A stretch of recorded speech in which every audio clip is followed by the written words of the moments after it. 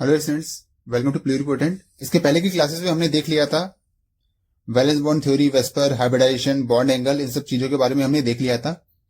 जो लेक्चर्स की प्लेलिस्ट है वो अवेलेबल है, डिस्क्रिप्शन में मिल जाएगी आपको। सो you can watch more videos from the playlist. आज का हमारा टॉपिक रहने वाला है वो है हमारे पास dipole movement. So the topic for the today is dipole movement. देखो, जब हमने पढ़ा था फजांस रूल, तो फजांस रूल में हमने ये देखा था कि फजांस रूल का यूज क्यों करते हैं। So Fazan's rule is used to calculate the covalent character in any compound। हमें पता है कि कोई भी कंपाउंड परफेक्टली कोवेलेंट नहीं हो सकता या परफेक्टली आयनिक नहीं हो सकता। हर आयनिक कंपाउंड में कुछ ना कुछ कोवेलेंट कैरेक्टर होता है और हर कोवेलेंट कंपाउंड में कुछ ना कुछ आयनिक कैरेक्टर होता है। तो एक चीज तो हमने देख ली थी कि अगर हमारे पास आयनिक कंपाउंड है तो आयनिक कंपाउंड में उसका कोवेलेंट कैरेक्टर कैसे फाइंड करते हैं, कौन कम कोवेलेंट है, कौन ज्यादा कोवेलेंट है, या कौन कम आयनिक है, कौन ज्यादा आयनिक है।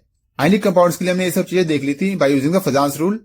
आज का हमारा टॉपिक रहेगा, अगर हमारे पास कोई कोवेलेंट बॉन्ड है तो कोवेलेंट बॉन्ड में हम कैसे पता लगा सकते हैं कि कितना कोवेलेंट है, कम कोवेलेंट है, ज्यादा कोवेलेंट है। उसके लिए हम यूज करते हैं डाइपोल मूवमेंट। तो चलो बच्चों, अपना कॉपी पेन निकाल लो और स्टार्ट करते हैं आज का lecture for the dipole movement. सबसे पहले डाइपोल मूवमेंट की डेफिनेशन कि डाइपोल होता क्या है। So dipole it is measure of polarity of covalent bond. कोई जो कोवेलेंट बॉन्ड है वो कितना पोलर है उसको मेजर करने का जो तरीका है that is called dipole movement. और we can say it tells about the percentage of ionic character in a covalent bond. It tells about the percentage of ionic character in a covalent bond. तो कोई भी covalent bond है उसमें कितना percent आयनिक character है ये हमें कौन बताता है, डाइपोल मूवमेंट बताता है। तो जस्ट फजांस रूल का उल्टा है। फजांस रूल हमें बताता था कि आयनिक कंपाउंड में कोवेलेंट कैरेक्टर कैसे पता लगाते हैं, और डाइपोल हमें बताता है कि कोवेलेंट कंपाउंड में आयनिक कैरेक्टर कैसे पता लगाते हैं। फजांस रूल जो था that was a qualitative rule, जबकि जो डाइपोल है ये क्वांटिटेटिव है। सो डाइपोल से रिलेटेड कुछ बातें। तो डाइपोल का जो फॉर्मूला होता है उसको हम डाइपोल को रिप्रेजेंट करते हैं म्यू से, और म्यू होता है Q इंटू 2a। तो 2a क्या है, सेपरेशन बिटवीन टू चार्जेस, और Q क्या है, द चार्ज। तो लाइक सपोज करो मेरे पास एक सिस्टम है जहां एक चार्ज प्लस Q है, एक चार्ज माइनस Q है।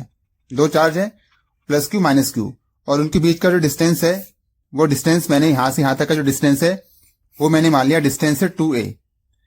तो ये प्लस चार्ज और माइनस चार्ज, इनमें से किसी भी चार्ज का हम ले लेंगे मैग्नीट्यूड और उसको मल्टीप्लाई कर देंगे उसके डिस्टेंस से, तो क्या मिल जाएगा मुझे, डाइपोल मिल जाएगा। सो डाइपोल क्या होता है, it tells about the percentage of ionic character in A covalent bond. तो एक कोवेलेंट बॉन्ड में कितना आयनिक कैरेक्टर है ये कौन बताता है, हमें डाइपोल बताता है। ये होता है उसका फॉर्मूला Q इंटू 2a। अब डाइपोल से रिलेटेड कुछ और बातें। सो डाइपोल से रिलेटेड कुछ और बातें। तो first is it is a vector quantity. It is a vector quantity. जो डाइपोल है वो एक वेक्टर क्वांटिटी है रिप्रेजेंटेड बाय कटेड एरो। तो इस टाइप के एरो से डाइपोल को रिप्रेजेंट किया जाता है। तो देखो ये एरो कैसे दिख रही है आपको, इस साइड प्लस वाला दिख रहा है और ये हो जाएगा माइनस। तो फ्रॉम प्लस टू माइनस जो इसकी डायरेक्शन होती है एरो की वो ऐसे होती है। ये वाला साइड शो करेगा प्लस को, और ये हेड जो होगा ये कहां होगा, माइनस की तरफ होगा। तो it is represented by कटेड arrow. अब देखो, जो हमारे पास कोवेलेंट मॉलिक्यूल होता है, कोवेलेंट मॉलिक्यूल दो टाइप का हो सकता है। Either it can be homonuclear और इट कैन बी हेटेरोन्यूक्लियर। तो जो होमोन्यूक्लियर कंपाउंड होते हैं वो तो फिक्स है कि क्या होंगे, वो नॉन पोलर ही होंगे। होमोन्यूक्लियर कंपाउंड जो होते हैं वो नॉन पोलर होते हैं। उनका जो डाइपोल होता है वो होगा 0 के। यहां पर चाहे आप एक पॉइंट भी ऐड कर सकते हो। 4 polar dipole is not equal to 0। और अगर मेरे पास कंपाउंड जो है वो नॉन पोलर रहा, उस केस में जो उसका डाइपोल है कितना होगा, 0 रहेगा। कंपाउंड जब पोलर होगा तो उसका डाइपोल 0 नहीं रहेगा, कुछ होगा। और अगर कंपाउंड नॉन पोलर है तो उसका जो डाइपोल है वो कितना रहेगा, 0 रहेगा। कोवेलेंट मॉलिक्यूल दो टाइप्स के हो सकते हैं, होमोन्यूक्लियर हो सकता है और हेटेरोन्यूक्लियर हो सकता है। अगर कंपाउंड होमोन्यूक्लियर है तो फिक्स है कि नॉन पोलर होगा। जैसे अगर हम इसके एग्जांपल देख लें, like nitrogen, oxygen, fluorine, chlorine, ये सब कंपाउंड्स क्या है, होमोन्यूक्लियर है। इसमें जो दोनों एटम्स हैं वो सेम सेम टाइप के एटम है, तो दोनों की जो इलेक्ट्रोनेगेटिविटी वो सेम है। चलो देखते हैं इसके। नाइट्रोजन, इसने बॉन्ड फॉर्म कर रखा है नाइट्रोजन से, या ऑक्सीजन, इसने बॉन्ड फॉर्म कर रखा है ऑक्सीजन से। तो देखो, जितनी इलेक्ट्रोनेगेटिविटी इस नाइट्रोजन की है उतनी सेम इलेक्ट्रोनेगेटिविटी इस नाइट्रोजन की भी होगी। तो दोनों इलेक्ट्रॉन को बराबर खींचेंगे अपनी तरफ। तो जब दोनों इलेक्ट्रॉन को बराबर खींचेंगे तो चार्जेस जो हैं वो किसी एक तरफ ज्यादा शिफ्ट नहीं हो पाएंगे। ऐसे ऑक्सीजन दोनों की जब इलेक्ट्रोनेगेटिविटी सेम है तो दोनों जो हैं चार्जेस को इक्वली अट्रैक्ट करेंगे। तो जब चार्जेस को इक्वली अट्रैक्ट करेंगे तो उस केस में जो डाइपोल आएगा, डाइपोल विल बी 0। अगर मेरे पास हेटेरोन्यूक्लियर मॉलिक्यूल होता है, heteronuclear molecule like which are form by different molecule like BF3, H2O, NH3, HF, HCl etcetera, means उसमें अलग अलग मॉलिक्यूल्स हों। तो अगर मेरे पास हेटेरोन्यूक्लियर मॉलिक्यूल है तो इस कंडीशन में दो केस बन सकते हैं। हेटेरोन्यूक्लियर के केस में there can be 2 different cases. The compound can be polar और the compound can be non polar. तो कंपाउंड कैन बी पोलर या compound can be non polar. अगर कंपाउंड पोलर है तो उसका कुछ नेट डाइपोल पक्का आएगा। अगर मेरे पास हेटेरोन्यूक्लियर है तो वो नॉन पोलर भी हो सकता है, और अगर नॉन पोलर है तो उसका डाइपोल कितना रहेगा, 0। ऑल्दो जो कंपाउंड है उसके जो बॉन्ड होंगे, बॉन्ड पोलर हो सकते हैं, मगर ऑल ओवर जो टोटल कंपाउंड होगा वो नॉन पोलर होगा। अभी एग्जांपल देंगे तो आपको समझ आ जाएगा इसमें, जब हम शेप बनाना सीखेंगे। और डाइपोल पढ़ने से पहले आपको जो ज्योमेट्री है या शेप है, हाइब्रिडेशन निकालना, ये सब चीजें आना चाहिए। उसके लेक्चर्स आप अवेलेबल हैं, आप उसको देख सकते हो बिफोर वॉचिंग द डाइपोल। तो चलो इसका एक एग्जांपल समझते हैं। लाइक मेरे पास HCl है। अब देखो मुझे पता है जो क्लोरीन है, chlorine is more electronegative as compare to hydrogen. तो यहां पर जो शेयर्ड पेयर इलेक्ट्रॉन है उसको जो क्लोरीन है वो क्या करेगा, मैक्सिमम जो इलेक्ट्रॉन क्लाउड है वो अपनी तरफ खींच लेगा, और हाइड्रोजन के पास जो इलेक्ट्रॉन क्लाउड है वो क्या बचेगा, कम बचेगा। तो अगर मैक्सिमम क्लाउड इलेक्ट्रॉन का क्लोरीन की तरफ शिफ्ट हो गया तो chlorine will acquire delta negative charge, क्योंकि मैक्सिमम क्लोरीन कहां चला, मैक्सिमम इलेक्ट्रॉन कहां चला गया, maximum electron goes to the chlorine side. तो क्लोरीन के पास क्या आ जाएगा, डेल्टा नेगेटिव, और हाइड्रोजन के पास क्या आएगा, डेल्टा पॉजिटिव। तो डाइपोल कहां से कहां जा रहा है, हाइड्रोजन से क्लोरीन की तरफ जा रहा है। ठीक है, सिंपल। ऐसी अगर मेरे पास HF है, क्योंकि फ्लोरीन ज्यादा इलेक्ट्रोनेगेटिव है, तो क्या होगा, मैक्सिमम जो इलेक्ट्रॉन क्लाउड है वो कौन रखेगा, मैक्सिमम इलेक्ट्रॉन क्लाउड फ्लोरीन खींच लेगा, और हाइड्रोजन के पास बहुत ही कम इलेक्ट्रॉन बचेगा। तो डाइपोल कहां से कहां ओरिएंट हुआ, फ्रॉम हाइड्रोजन टू फ्लोरीन। ठीक है, नेक्स्ट देखेंगे हम जो मेन टॉपिक है, how to predict polarity of compound. तो इस लेक्चर का जो मेन जिस्ट है that is the predicting of polarity of a compound. आपको कोई कंपाउंड दे रखेगा, आपको बताना होगा कि ये कम पोलर है, ज्यादा पोलर है भी या नहीं है, और अगर पोलर है तो कितना पोलर है, परसेंट में बताने के लिए पूछ सकता है। तो मैक्सिमम यहीं तक क्वेश्चन आते हैं। तो चलो एक क्वेश्चन करके देखते हैं। लाइक सबसे पहला क्वेश्चन मैंने लिया वाटर। अब जो वाटर है उसका शेप आपने पढ़ा है वेस्पर थ्योरी में, शेप कैसा होता है उसका, वी शेप, और उसके ऊपर होते हैं ऐसे 2 लोन पेयर। ठीक है, अब देखो इसमें होता क्या है कि ऑक्सीजन जो है वो ज्यादा इलेक्ट्रोनेगेटिव है और हाइड्रोजन कम इलेक्ट्रोनेगेटिव है। तो होगा क्या कि ऑक्सीजन इस इलेक्ट्रॉन को खींच लेगा अपनी तरफ, ऊपर की तरफ जाएगा डाइपोल। इस तरफ से भी जो ऑक्सीजन है वो इलेक्ट्रॉन खींच लेगा, ऊपर की तरफ जाएगा। अब जो लोन पेयर है, तो देखो याद रखना, जो लोन पेयर है, डाइपोल लोन पेयर की तरफ जाता है हमेशा।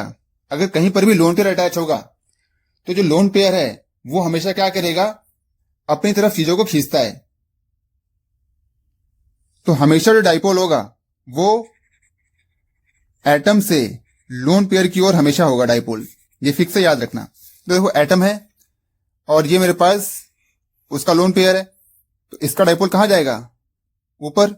तो लोन पेयर का डाइपोल ऊपर और ये बॉन्ड पेयर का डाइपोल भी ऊपर की तरफ जा रहे हैं। तो इन सब का जो रिजल्टेंट आएगा वो कहां आएगा, ऊपर की तरफ आएगा, क्योंकि सभी लोग फोर्स ऊपर लग रहा है ना। तो जब सारा फोर्स ऊपर लग रहा है उस केस में जो फाइनल रिजल्टेंट आएगा वो कहां आएगा, ऊपर की तरफ आएगा। तो अगर फाइनल रिजल्टेंट आ रहा है कुछ, इसका मतलब जो इसका म्यू है वो 0 नहीं है।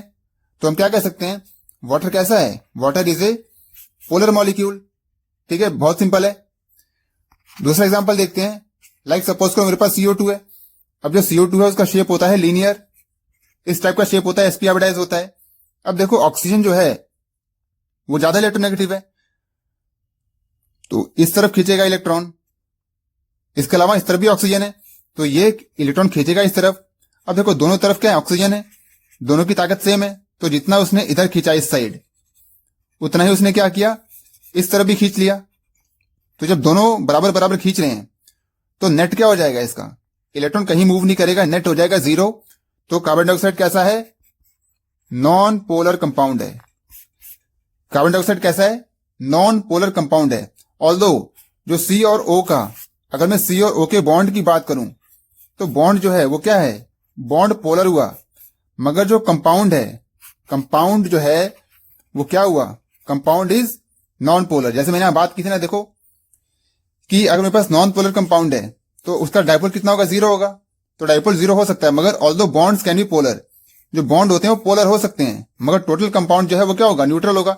जैसे अगर मैं CO2 में बात करूं तो CO2 में जो ये बॉन्ड है कार्बन और ऑक्सीजन के, ये कैसे बॉन्ड होंगे, पोलर।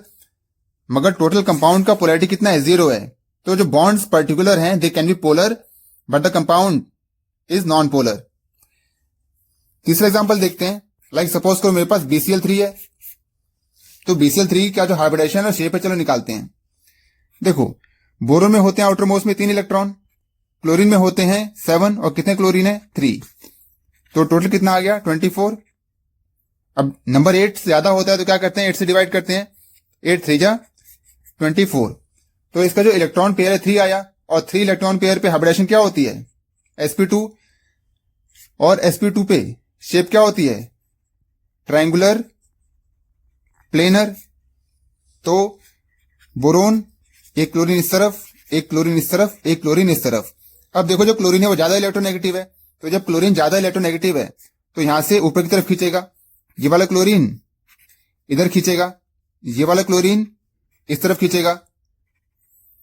तो देखो एक ऊपर खींच रहा है और एक इस साइड और एक इस साइड, तो इन दोनों का जो नेट वेक्टर होगा, नेट वेक्टर कहां आएगा, net vector will be downward. तो जब नेट वेक्टर डाउनवर्ड है तो देखो ये ऊपर की तरफ खींचना चाह रहा है और ये नीचे की तरफ खींचना चाह रहा है, तो यहां पर जो टोटल म्यू हो क्या हो जाएगा, 0। ये जो रिजल्टेंट डाइपोल है, this resultant dipole is due to bond pair. यहां से बहुत इंपॉर्टेंट बात आएगी, जब क्वेश्चन आएगा मैं आपको दोबारा से इसको रिलेट करके बताऊंगा। तो दिस रिजल्टेंट डाइपोल जो है, ये वाला जो रिजल्टेंट डाइपोल है, ये किसकी वजह से आ रहा है, बॉन्ड पेयर की वजह से आ रहा है। और ऊपर जो डाइपोल लग रहा है ये भी किसकी वजह से लग रहा है, इस बॉन्ड की वजह से लग रहा है।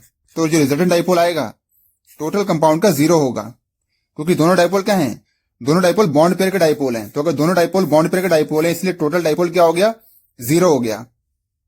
अब देखो इसी से रिवर्स में एक और क्वेश्चन देखता हूं। अगर मैं क्वेश्चन नंबर 4 देख लूं, सपोज करो मेरे पास NF3 है या मेरे पास NH3 है, तो इस केस में अगर आप इसकी शेप निकालोगे तो दोनों की जो शेप आती है, द शेप इज पिरामिडल। तो शेप पिरामिडल है, चलो बनाते हैं। देखो नाइट्रोजन और रहेंगे हमारे पास 3 हाइड्रोजन, और इसके पास रहता है 1 लोन पेयर। तो बताओ ये कंपाउंड पोलर होगा या नॉन पोलर होगा, तो चलो चेक करते हैं। क्योंकि देखो नाइट्रोजन ज्यादा इलेक्ट्रोनेगेटिव है, तो नाइट्रोजन ऊपर की तरफ खींचेगा इलेक्ट्रॉन, यहां से भी ऊपर की तरफ और यहां से भी ऊपर की तरफ। तो 3 बॉन्ड पेयर है इसके पास, तो तीनों का जो डाइपोल कहां है, ऊपर की तरफ। तो बॉन्ड पेयर की वजह से डाइपोल कहां है, ऊपर की तरफ है। इसके अलावा लोन पेयर ऊपर लगा हुआ है, और लोन पेयर क्या करता है, अपनी तरफ खींचता है। तो लोन पेयर का डाइपोल कहां गया, ऊपर की तरफ गया। तो बॉन्ड पेयर का डाइपोल भी ऊपर और लोन पेयर का डाइपोल भी ऊपर। तो रिजल्टेंट डाइपोल क्या होगा, सब सारा रिजल्टेंट डाइपोल कहां जाएगा, रिजल्टेंट डाइपोल ऊपर की तरफ होगा। ठीक है, तो कंपाउंड का जो डाइपोल मूवमेंट है it will not be equal to 0। Compound कैसा रहेगा, पोलर रहेगा। इसके अलावा अगर मैं NF3 की बात करूं तो नाइट्रोजन और 3 फ्लोरीन अटैच है इससे। अब देखो फ्लोरीन जो है वो ज्यादा इलेक्ट्रोनेगेटिव है एज कंपेयर टू नाइट्रोजन। हमने ये सीरीज पढ़ी थी ना FON, सबसे ज्यादा electronegative fluorine, then oxygen, then nitrogen.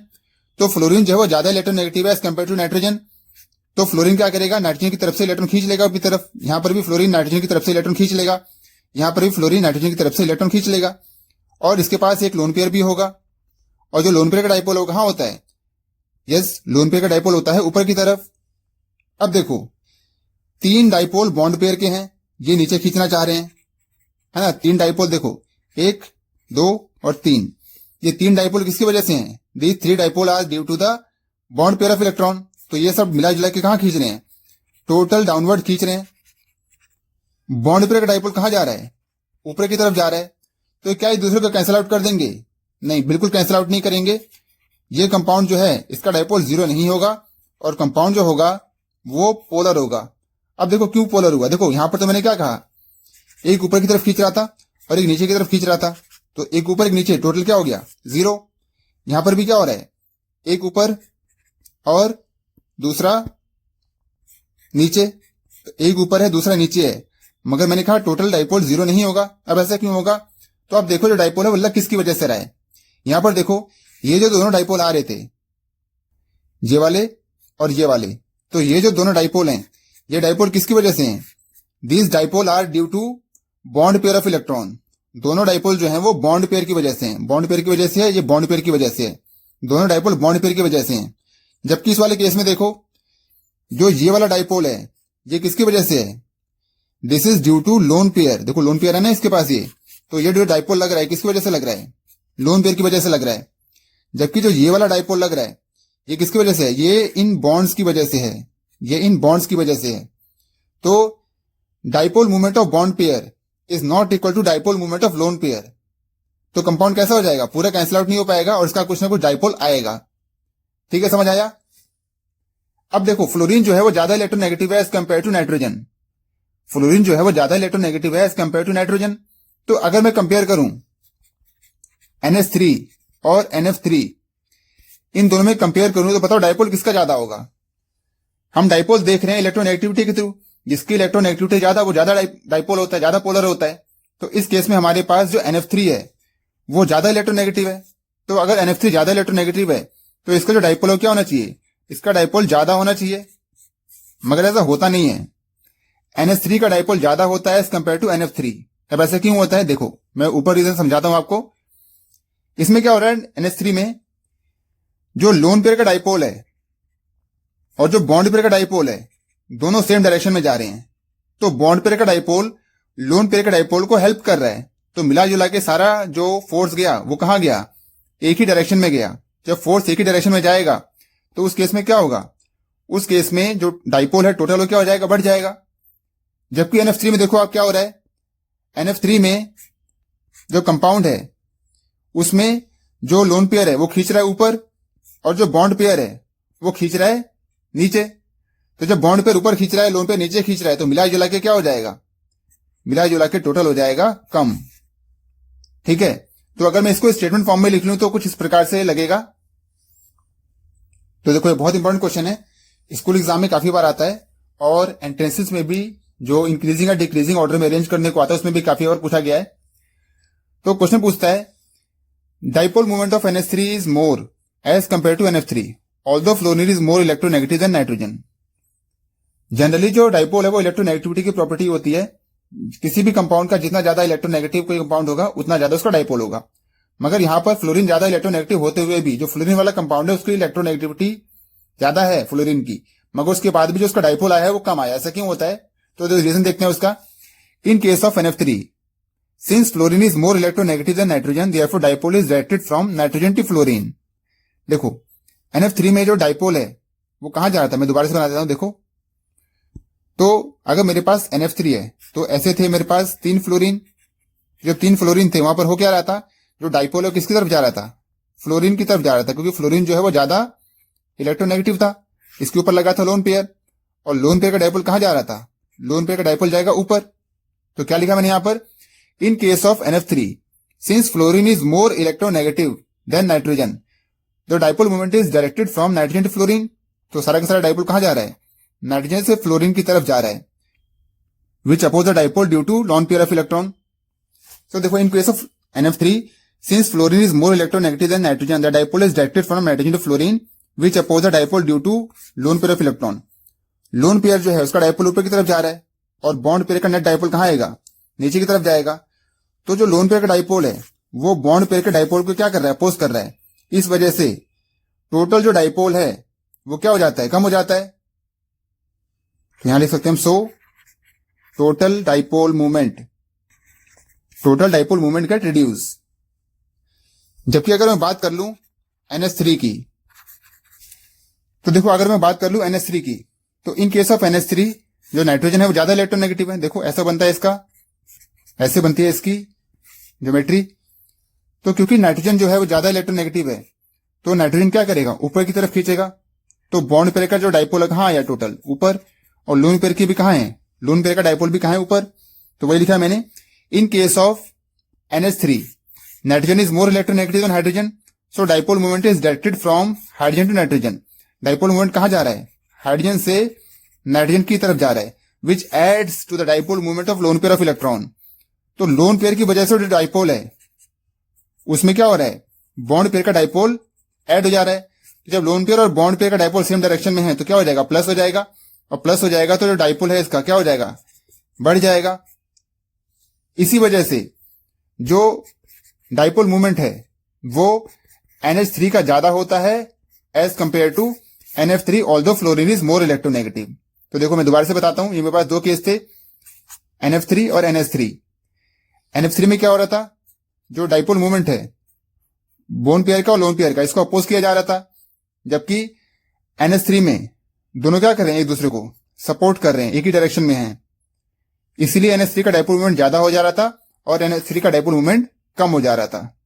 ठीक है, नेक्स्ट क्वेश्चन देखते हैं, CS2 and CCl4।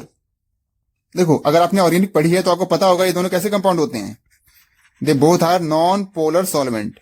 Organic chemistry में जहां पर भी मुझे नॉन पोलर मीडिया चाहिए होता है वहां हम बेसिकली इन सबका यूज कर लेते हैं। CS2 और CCl4 they are non polar solvents. तो नॉन पोलर की में चलो देखते हैं। अब देखो कार्बन डाइसल्फाइड, कार्बन के आउटरमोस्ट में होते हैं 4 इलेक्ट्रॉन, सल्फर के आउटरमोस्ट में होते हैं 6 इलेक्ट्रॉन। कितने सल्फर हैं, 2। तो टोटल कैलकुलेट करोगे कितना आ जाएगा, 16। 8 से डिवाइड करो, 2 बार में गया 16। हाइब्रिडेशन क्या हुई, sp, और sp हाइब्रिडेशन पे शेप क्या होती है, sp हाइब्रिडेशन पे शेप होती है लीनियर। This is CS2। तो देखो दोनों तरफ क्या अटैच है, सल्फर। तो जितनी ताकत के साथ ये सल्फर खींच सकता है उतनी ताकत के साथ ये वाला सल्फर भी खींच सकता है। तो इसने खींचा, सल्फर ने इधर, इस वाले सल्फर ने खींचा इधर। तो जब दोनों इधर उधर खींच ले रहे हैं बराबर बराबर, तो टोटल डाइपोल क्या हो जाएगा, 0। और डाइपोल 0 होते हैं, इसीलिए CS2 क्या होता है, CS2 इज नॉन पोलर। ऐसे हम देखते हैं CCl4। तो CCl4 जो होता है वो sp3 हाइब्रिडाइज होता है, और इसकी ज्योमेट्री जो होती है वो टेट्राहेड्रल होती है। तो इस प्रकार का होता है। तो चलो मैं इसको 2D में बनाता हूं, 2D में ज्यादा बेटर समझ आएगा आपको एज कंपेयर टू 3D। देखो कार्बन और इसके साथ जुड़े हुए हैं ये 4 क्लोरीन।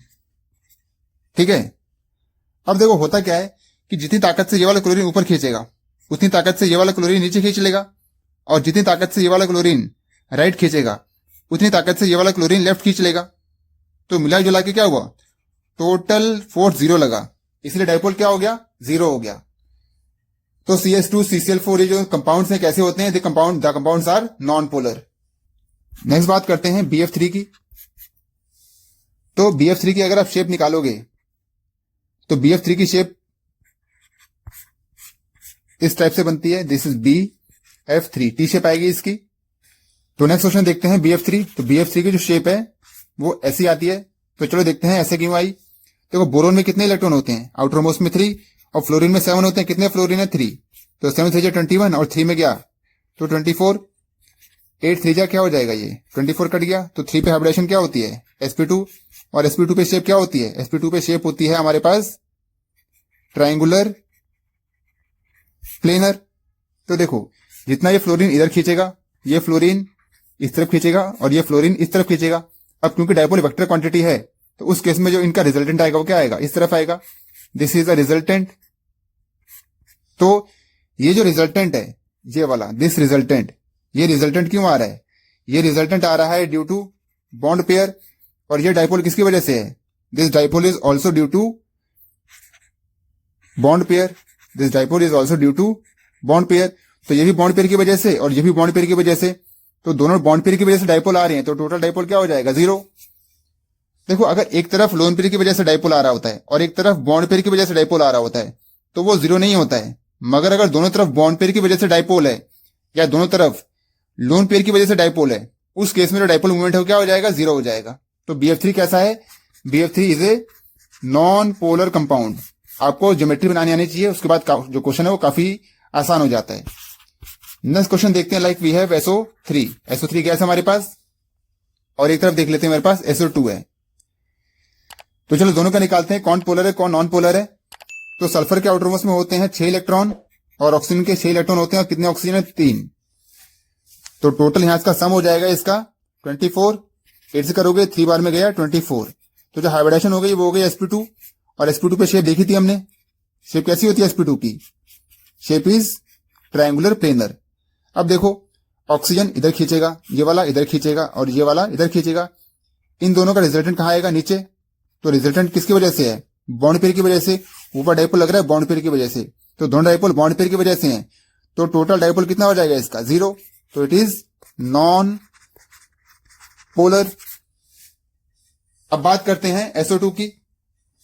तो चलो निकालते हैं कि ये शेप क्या है इसकी।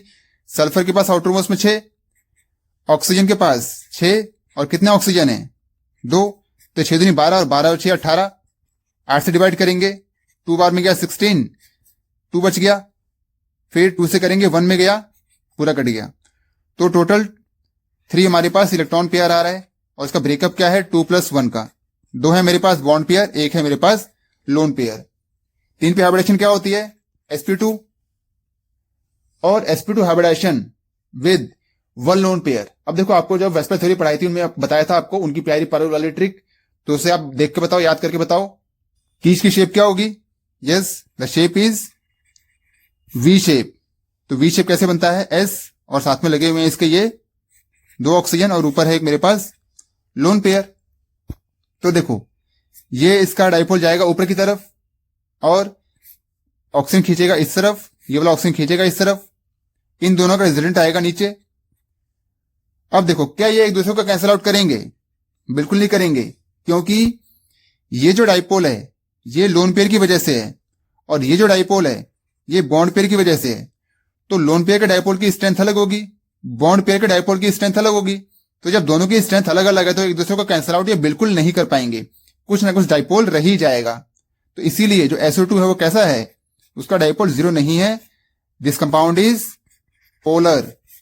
तो SO3 कैसा निकला था, नॉन पोलर। और SO2 कैसा है, दिस कंपाउंड इज पोलर।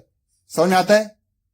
तो dipole due to lone pair is not cancelled by the dipole due to bond pair. अगर दोनों तरफ लोन पेयर रहता है तब कैंसिल हो जाएगा, या दोनों तरफ बॉन्ड पेयर रहता है तो कैंसिल हो जाएगा। एक तरफ लोन पेयर है एक तरफ बॉन्ड पेयर है तो कैंसिल आउट टोटली नहीं होगा। ठीक है, तो this is important. Next question देखते हैं SF6। तो देखो SF6 का शेप देखोगे आप तो ऑक्टाहेड्रल होता है कुछ इस टाइप का, सल्फर होता है, और यहां पर ऐसे इसके पास 6 फ्लोरीन होते हैं। ये 6 फ्लोरीन होते हैं इसके पास। अब देखो होता क्या है, ये फ्लोरीन इधर खींचेगा, ये वाला इधर खींच लेगा, ये फ्लोरीन इधर खींचेगा, ये वाला फ्लोरीन इधर खींच लेगा, ये फ्लोरीन ऊपर खींचेगा और ये फ्लोरीन नीचे खींच लेगा। तो सारे ने क्या किया, एक दूसरे को बैलेंस आउट कर लिया। तो टोटल डाइपोल क्या हो गया 0। तो SF6 कैसा कंपाउंड है, SF6 is non polar compound. ठीक है, नेक्स्ट देखते हैं PCl5। तो PCl5 जो है वो इस टाइप का होता है शेप उसका। The shape is triangular bipyramidal. देखो देखते हैं, ये क्लोरीन ऊपर खींचेगा, ये क्लोरीन नीचे खींचेगा, कैंसल आउट। ये इधर खींचेगा, ये 2 क्लोरीन एक इस तरफ खींचेगा एक इस तरफ खींचेगा, और इनका रिजल्टेंट कहां आएगा, इधर आएगा। तो this is dipole due to bond pair. ये डाइपोल भी किसकी वजह से है, this dipole is also due to bond pair. तो दोनों एक दूसरे को कैंसिल आउट कर देंगे, और ये दोनों तो कैंसिल आउट कर ही रहे हैं, इसलिए PCl5 भी क्या हो जाएगा, इसका डाइपोल हो जाएगा हमारे पास 0। तो PCl5 जो है कैसा है, नॉन पोलर मॉलिक्यूल है। ठीक है, इंपॉर्टेंट है। नेक्स्ट क्वेश्चन देखते हैं XeF2। तो XeF2 का शेप निकालोगे आप तो शेप जो आता है वो आता है लीनियर, और linear shape with 3 lone pair. अब देखो इसको बनाओगे आप तो इस तरह से बनता है ये Xe, एक फ्लोरीन यहां पर एक फ्लोरीन यहां पर, और 1 2 और 3 ये होते हैं इसके पास 3 लोन पेयर। अब देखो डाइपोल कहां कहां जाएगा, फ्लोरीन ज्यादा इलेक्ट्रोनेगेटिव है तो ऊपर खींचेगा, ये नीचे खींचेगा, ये लोन पेयर इधर खींचेगा, ये लोन पेयर इस तरफ खींचना चाहेगा, ये लोन पेयर इस तरफ खींचना चाहेगा। इन दो लोन पेयर का रिजल्टेंट ये आएगा।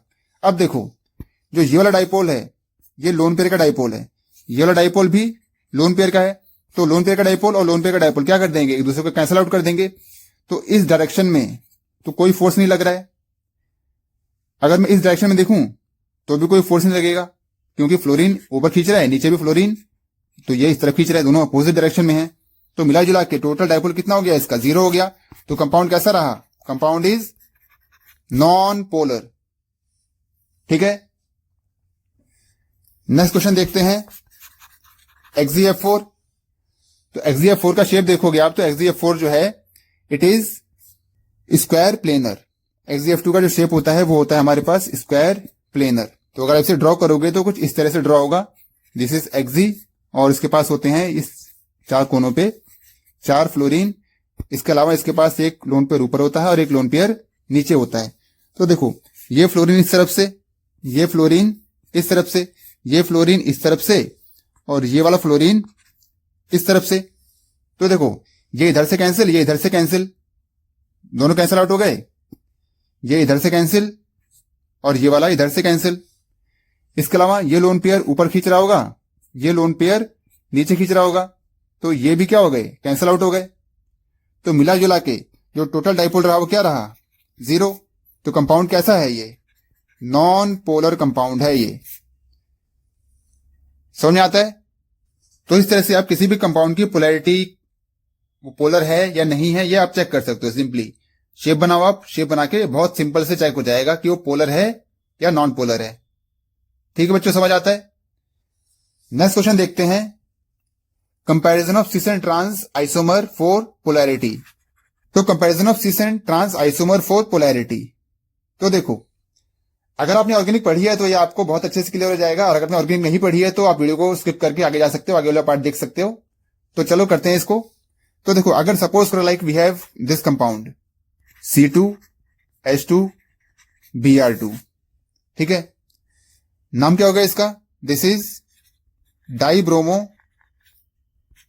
1,2 डाइब्रोमो इथीन। मुझे इसके सिस और ट्रांस आइसोमर का डाइपोल कंपेयर करना है।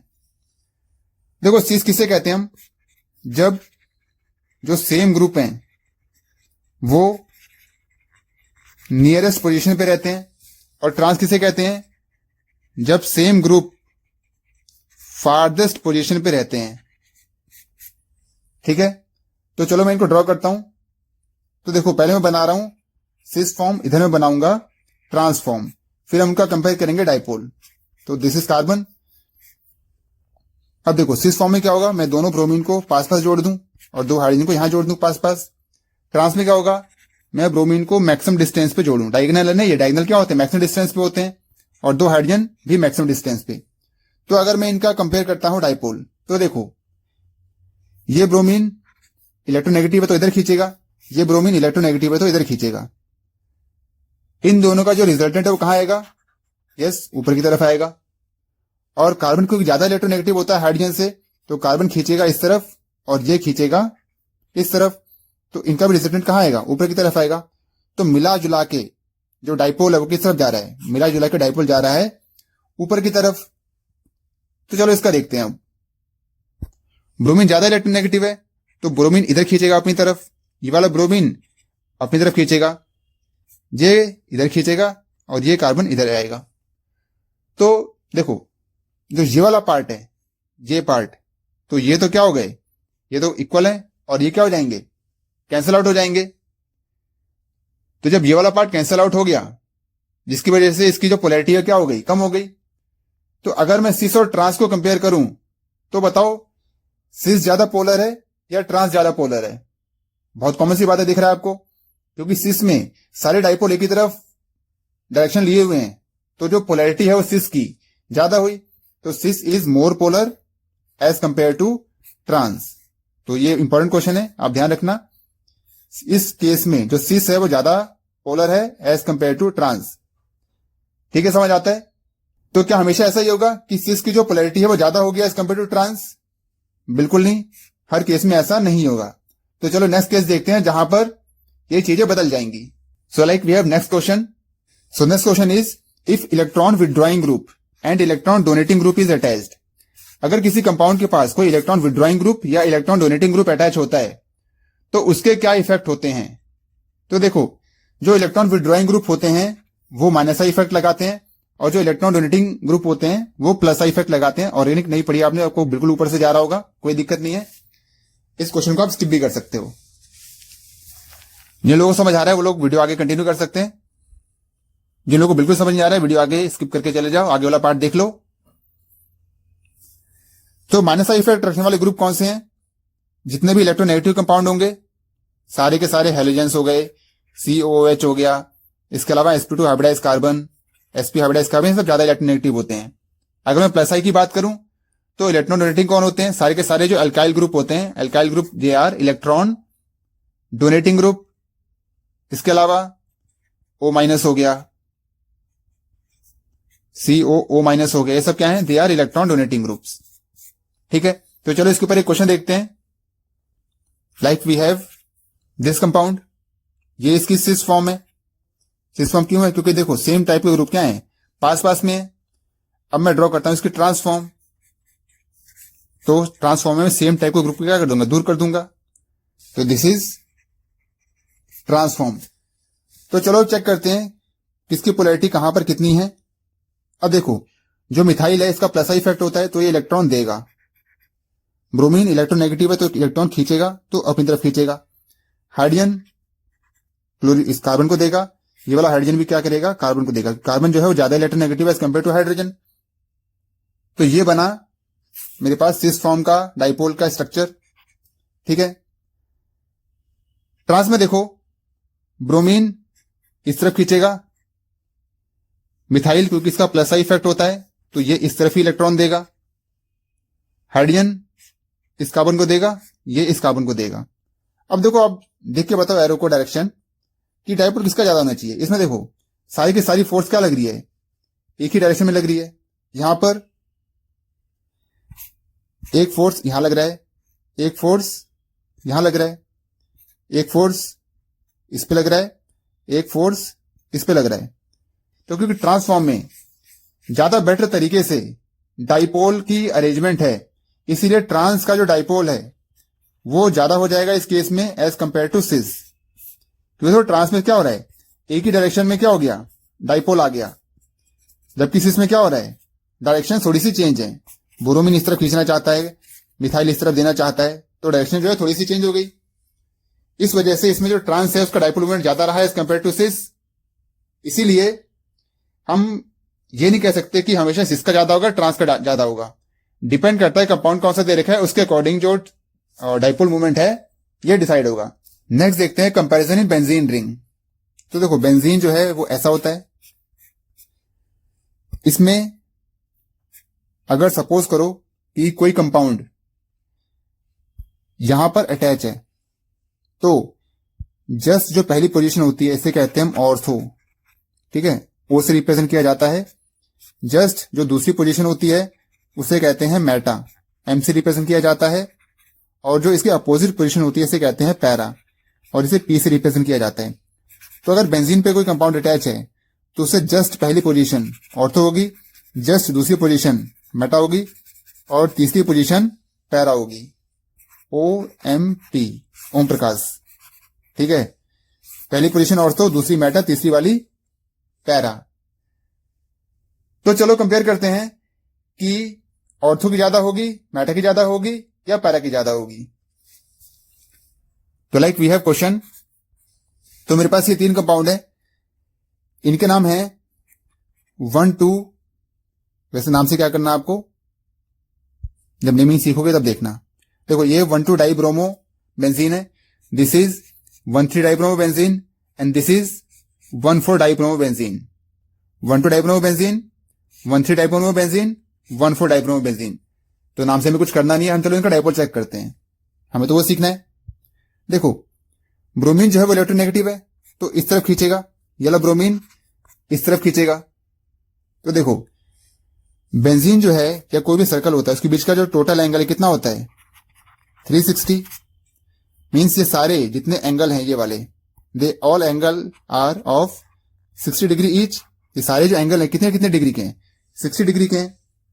तो देखो इसके और इसके बीच में एंगल कितना बन रहा होगा, ये एक वेक्टर जा रहा है इधर से और एक वेक्टर इधर से जा रहा है, तो इन वेक्टर के बीच में एंगल कितना बन रहा होगा, 60 डिग्री का।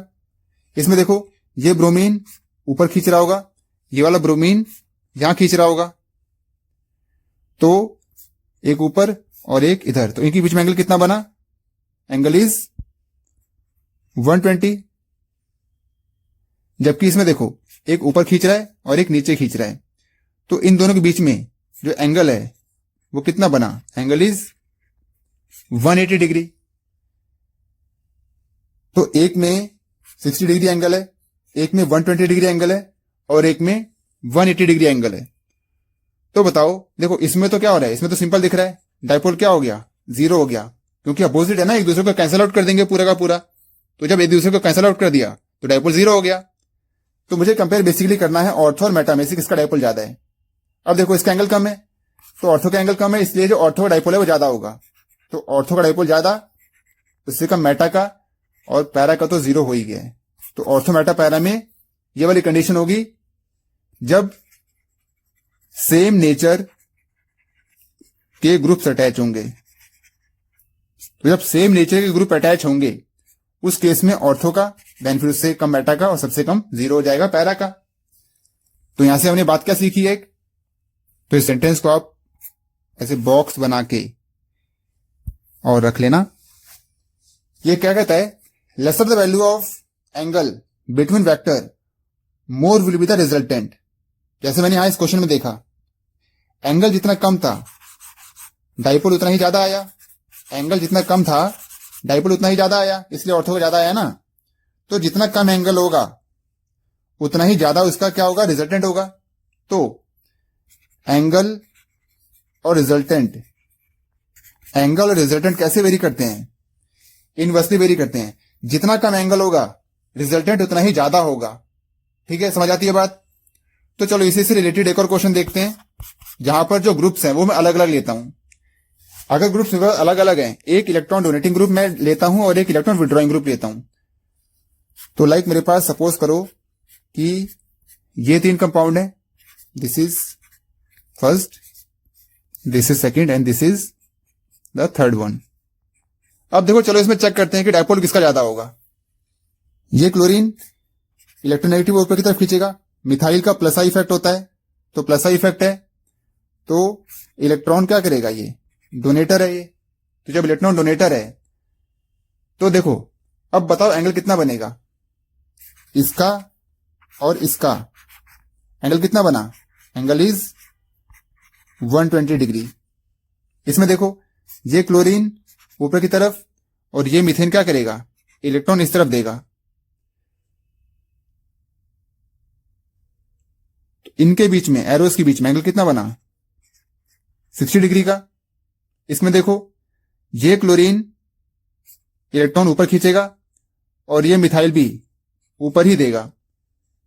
क्लोरीन ऊपर खींच रहा है, मिथाइल का प्लस आई इफेक्ट होता है, ऊपर देगा ये। तो मिला जुला के डायपोल क्या हो जाएगा, सारा का सारा डायपोल ऊपर ही जा रहा है। अब इसके केस में देखो ये ऑर्थो है, ये मेटा है और ये पैरा है। तो अब बताओ आप डायपोल किसका सबसे ज्यादा होगा, यस डायपोल ज्यादा होगा सबसे पैरा का। अब मैं ऑर्थो और मेटा में कंपेयर कर लूं तो मेटा में एंगल कितना है 60, ऑर्थो में एंगल कितना है 120। और हमने भी देखा था एंगल जितना ज्यादा डायपोल उतना कम। तो एंगल यहां 120, तो ऑर्थो का डायपोल सबसे कम। इस केस में ऑर्थो का सबसे कम होगा, पैरा का सबसे ज्यादा होगा और मेटा का इन बिटवीन होगा।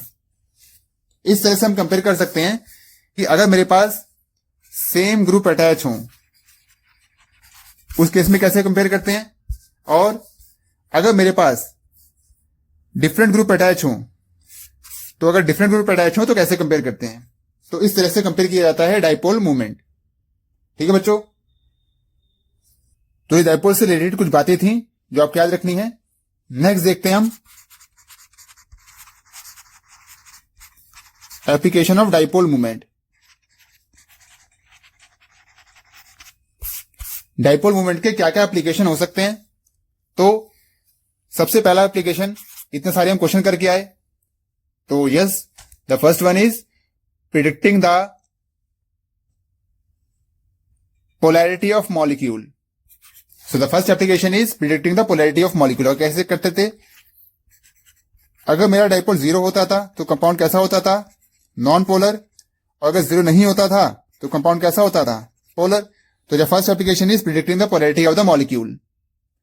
Second, to determine symmetry.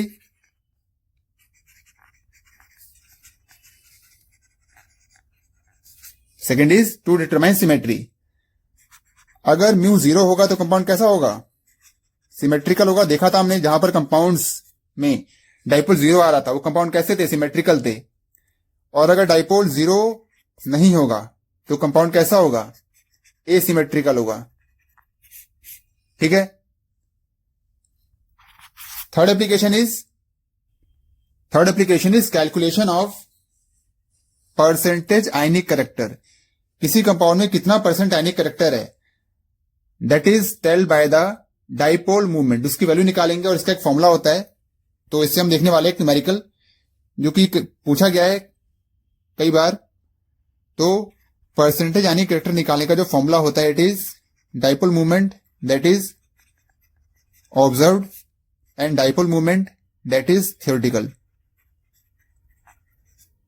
Into कर देंगे इसको 100 से, तो ये मेरे पास फॉर्मूला आ जाएगा percentage of ionic character in A molecule. अब देखो इसमें से जो म्यू ऑब्जर्व है ये आपको उसकी वैल्यू क्वेश्चन में ही दे रखी होगी. ठीक है. जो म्यू ऑब्जर्व है इसकी वैल्यू जो क्वेश्चन में ही दे रखी होगी आपको, तो आपको कैलकुलेट क्या करना पड़ेगा? आपको जो म्यू थ्योरेटिकल है यू हैव टू कैलकुलेट. जो म्यू थ्योरेटिकल है वो आपको कैलकुलेट करना है और एक वैल्यू जो है वो आपको क्वेश्चन में ही दे रखी होगी. इससे रिलेटेड कुछ बातें जो कि जनरल कंसिडरेशन है जो हमें पता होनी चाहिए वो क्या क्या है. तो सबसे पहली बात, थ्योरेटिकल डाइपोल निकालते हुए हम कोवेलेंट कंपाउंड को परफेक्टली पोलर मान के चलेंगे. जैसे अगर मेरे पास HCl है तो मैं कहता था कि मैक्सिमम जो क्लाउड है क्लोरीन के पास है, तो क्लोरीन के पास पार्शियल नेगेटिव है और हाइड्रोजन के पास पार्शियल पॉजिटिव है. अब पार्शियल कितना? 10%, 20%, 50%, 70%, कितना पार्शियल? तो ऐसा हम बता नहीं सकते. तो हमने क्या किया, इस कंसेप्ट को खत्म कर दिया. हमने बोला कि अगर मेरे पास एक कंपाउंड है जो कि पोलर है तो मैं ये मानूंगा इसके ऊपर -1 चार्ज है, इसके ऊपर +1 चार्ज है. ध्यान से बात समझना. अगर मेरे पास कोई भी कंपाउंड पोलर आता है उस पे मैं हमेशा मान लूंगा कि एक के पास पूरा प्लस है, एक के पास पूरा माइनस है. हम ये नहीं करेंगे इसके पास प्लस का कुछ पार्ट है माइनस का कुछ पार्ट है, ऐसा कुछ नहीं करेंगे. तो थ्योरेटिकल जो डाइपोल है उसको निकालते हुए हम कंपाउंड को क्या करेंगे? We do not take the partial charges, we take the complete charges and we assume that the bond is purely ionic. Bond को हम प्योरली आयनिक मान के चलेंगे, +1 -1 का चार्ज ले लेंगे. और यहां पर हम सिर्फ यूज करेंगे चार्ज का, नॉट द साइन. तो इलेक्ट्रॉन पे चार्ज कितना होता है? 1.6 × 10⁻⁻19 कूलम्स. तो हम ये वाला चार्ज यूज करने वाले हैं in the calculation of the dipole movement. ठीक है. इसकी जो एसआई यूनिट होती है, SI unit is debye, and 1 debye is 10⁻⁻18 ESU centimetre. ये सब जो डेटा है आपको याद रखना है. ESU centimetre is electrostatic unit. ESU is electrostatic unit centimetre. ठीक है. अगर मैं इसको कूलम्स में कन्वर्ट करूं तो 1 debye is equal to 3.3 into 10⁻⁻30 coulombs metre. ठीक है. तो अगर मैं ESU में लूंगा तो ये वाली वैल्यू आएगी और कूलम्स में लूंगा तो ये वाली वैल्यू आएगी. ठीक है. तो फाइनली मैं लिख दूं 1 डिबाई इज इक्वल टू 10⁻⁻18 या 3.3 इंटू 10⁻⁻30. तो ये दो चीजें आपको ध्यान रखनी है. तो चलो इससे रिलेटेड एक क्वेश्चन देखते हैं.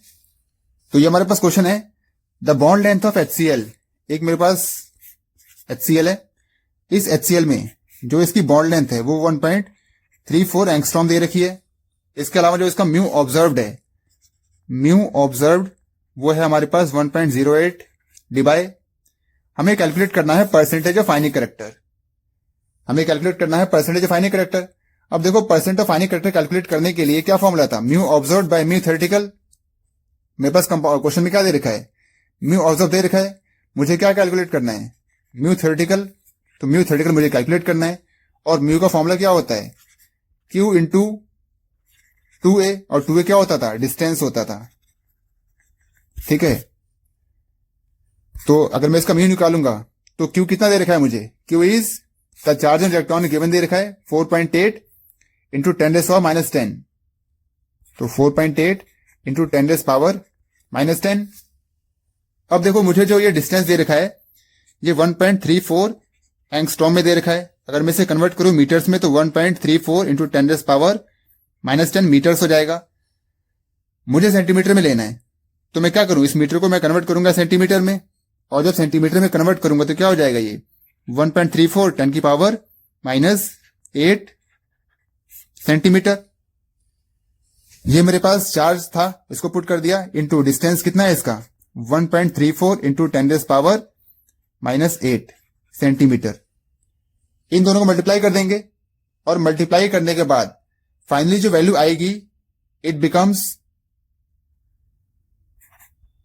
4.8 इंटू 1.34 इंटू 10⁻⁻20 ESU सेंटीमीटर। ये वाली वैल्यू आ जाएगी। तो अगर मैं इसको मल्टीप्लाई कर दूं तो मल्टीप्लाई करने के बाद जो म्यू थ्योरेटिकल आएगा it is 6.4 into 10⁻⁻18 ESU centimetre.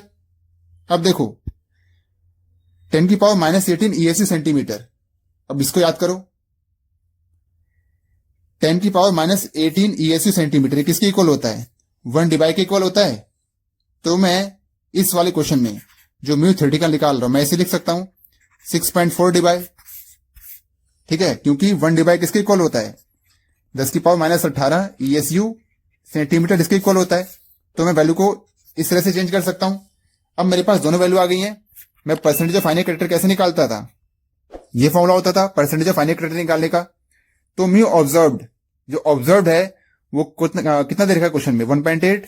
Theoretical या जो कैलकुलेटेड वैल्यू है वो मैंने कितनी निकाली है? 6.4 इंटू क्या कर देंगे? 100। जब कैलकुलेट कर लोगे इससे तो आंसर आएगा 16.8%। तो HCl में जो परसेंटेज आयनिक करेक्टर है वो कितना है? 16.8% परसेंटेज आयनिक करेक्टर है HCl बॉन्ड का। देखो, HCl में बॉन्ड कैसा होता है? कोवेलेंट होता है।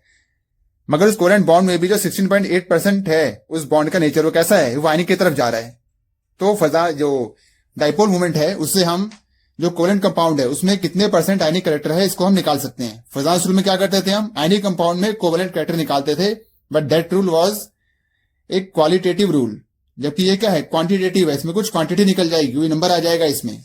ठीक है, एक और क्वेश्चन देख लेते हैं इससे रिलेटेड। सो मेरे पास क्वेश्चन है, वी हैव KCl और KCl का मुझे डाइपोल मूवमेंट दे रखा है। KCl का डाइपोल मूवमेंट है दिस। तो इससे मुझे पता चल रहा है KCl क्या होता है? KCl is highly polar molecule. तो पोलर मॉलिक्यूल का मुझे क्या दे रखा है? डाइपोल मूवमेंट दे रखा है। इसके अलावा जो उसकी इंटर एटॉमिक डिस्टेंस है, इंटर एटॉमिक डिस्टेंस दे रखी है, मींस जो K है और Cl है इसके बीच का मुझे सेपरेशन दे रखा है। इंटर एटॉमिक डिस्टेंस दे रखी है। मुझे फाइंड करना है percentage ionic character in KCl। ठीक है, अब सबसे पहले म्यू निकालते हैं। म्यू का फॉर्मूला क्या होता है? Q इंटू डी, ये फॉर्मूला होता है। तो चलो निकालते हैं इसे। देखो, इसके ऊपर +1 होगा, इसको -1 होगा। 1.6 10⁻⁻19 कूलम्स। डिस्टेंस कितना दे रखा है इसके बीच का? 2.6 10⁻⁻10। इनको आप कैलकुलेट करोगे तो जो वैल्यू आ जाएगी this is 4.165 into 10⁻⁻29 coulomb centimetre. ठीक है, तो this value is the actual dipole movement of KCl। ये एक्चुअल डाइपोल है। ठीक है, percentage of ionic character, percentage of ionic character निकालने का फॉर्मूला क्या आता? तो परसेंटेज ऑफ आयनिक करेक्टर निकालने का जो फॉर्मूला था that is mu observed by mu calculated into 100। तो म्यू ऑब्जर्व्ड कितना है? ऑब्जर्व्ड मतलब जो मैं दे रखा था क्वेश्चन में तो ऑब्जर्व दे रखा है मेरे पास 3.336 इंटू 10⁻⁻29 कूलम मीटर। हमने कितना कैलकुलेट किया? 4.165 इंटू 10⁻⁻29 कूलम मीटर इंटू कर देंगे 100 से। इससे ये पूरा गया, पॉइंट से पॉइंट गया। फाइनली जो आप आंसर निकाल लोगे इट विल बी 80.09%।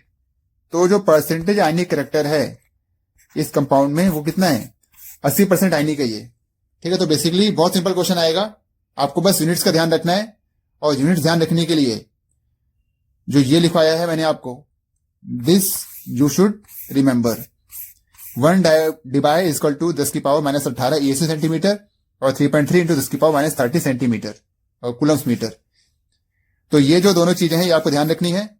डिबाई में कितना होता है, ESU में क्या होता है, बस ये दो चीज याद रख लोगे। और ये दो टाइप के क्वेश्चन फॉर्मूला हमेशा क्या रहेगा? Observe by calculated. जो आप निकालोगे उसको रखोगे नीचे और जो क्वेश्चन में दे रखा है उसको पूरा सम्मान देते हुए रखेंगे ऊपर, और बाकी फिर आपके पास आंसर आ जाएगा। सो this is about the questions numerical on the topic of dipole movement. अब इससे रिलेटेड प्रीवियस ईयर्स में जो क्वेश्चन आ रखे हैं वो देख लेते हैं। तो नेक्स्ट पार्ट जो हम करेंगे दैट इज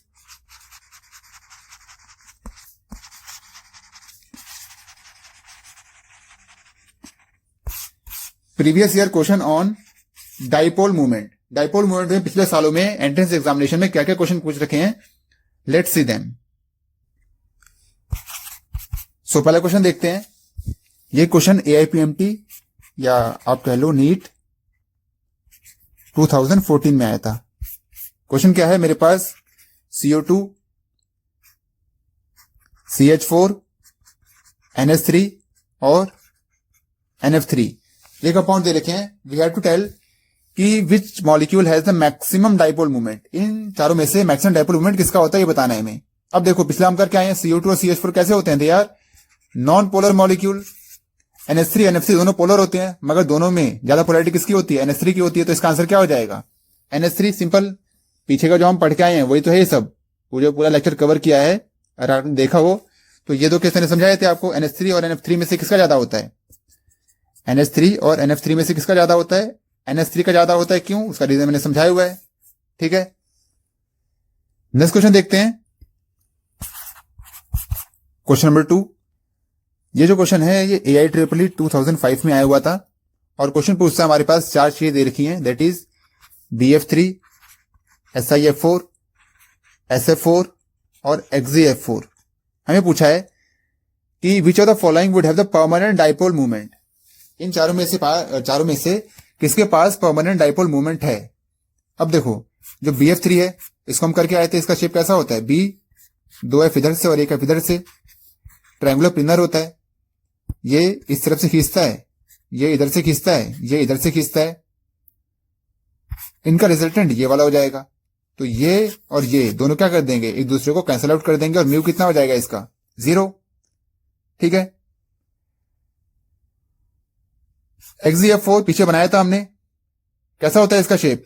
स्क्वायर, प्लेनर, इस तरह का।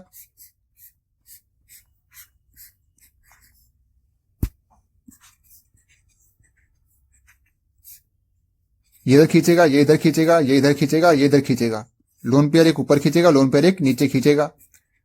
तो मिला जुला के क्या हो जाएगा? इसका डाइपोल कैंसिल हो जाएगा, 0 हो जाएगा। अब बचे मेरे पास SiF4 और SF4। इनमें से किसका डाइपोल परमानेंट होगा?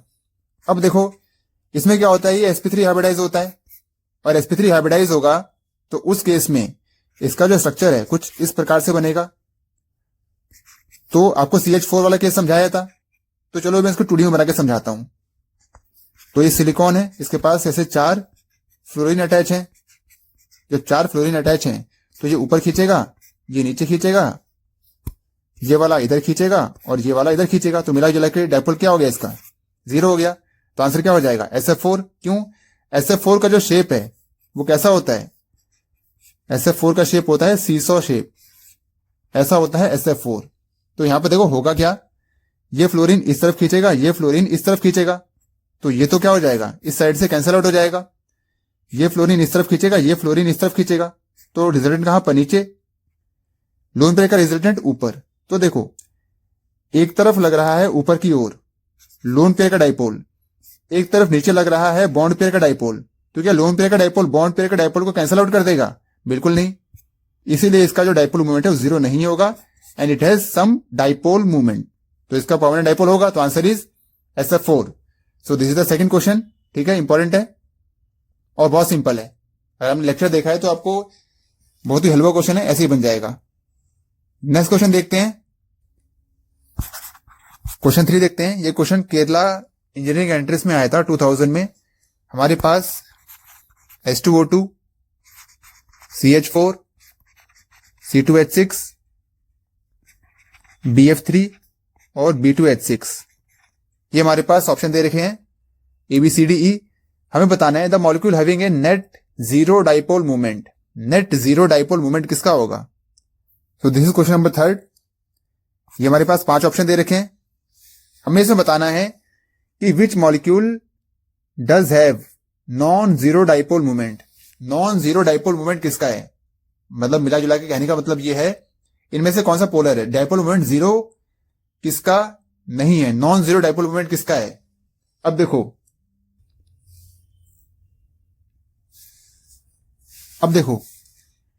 इस वाले क्वेश्चन में CH4 इसका हाइब्रिडेशन क्या होता है? sp3। इसमें भी सभी कार्बन का हाइब्रिडेशन sp3 है।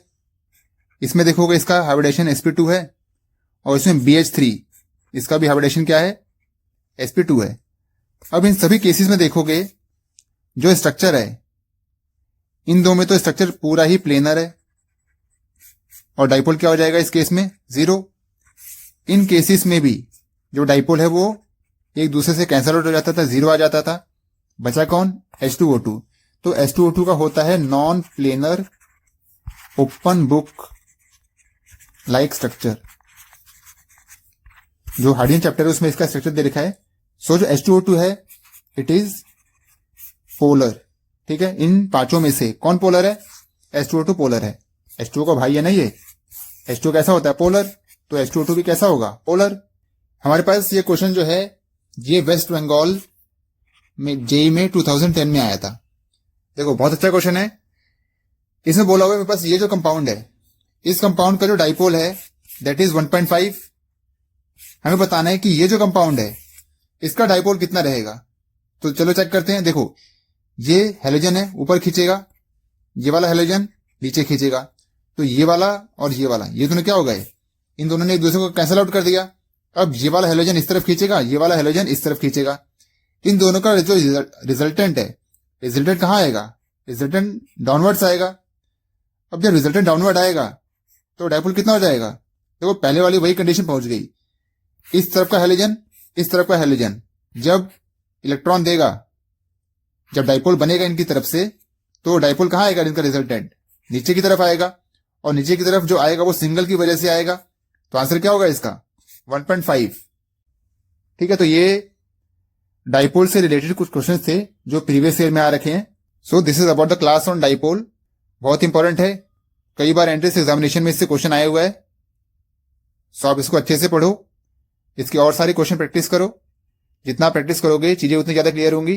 कोई भी एक स्टैंडर्ड MCQ बुक ले लो और उसमें से आप क्वेश्चन को लगाओ, मैक्सिमम क्वेश्चन आपसे हो जाएंगे। अगर कोई क्वेश्चन नहीं होता है so you can comment in the comment section, I will definitely answer. अगर आपको वीडियो अच्छा लगा so you can subscribe to the channel and press the bell icon so that अगर कोई नई वीडियो आती है तो आपको नोटिफिकेशन मिल जाएगा। अपने फ्रेंड्स के साथ शेयर करो and hit the like button. Thanks for watching.